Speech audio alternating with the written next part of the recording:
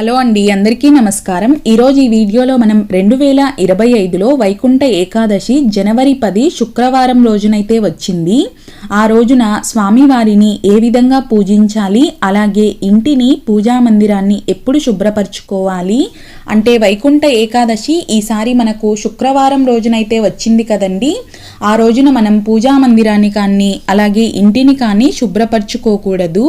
అది కాకుండా ఈసారి మనకు ఏకాదశి తిథి అనేది గురువారం రోజునే ప్రారంభమవుతుంది కాబట్టి పూజా మందిరాన్ని ఇంటిని ఏ రోజున శుభ్రపరచుకోవాలి, అలాగే స్వామివారికి మనము ఏ నైవేద్యాలని సమర్పించాలి, ఏ విధంగా పూజించాలి, అలాగే ఉపవాసాన్ని ఎప్పుడు ప్రారంభించి ఎప్పుడు విరమించాలి అనే పూర్తి పూజా సమాచారాన్ని అయితే ఈ వీడియోలో మీకు అందిస్తాను.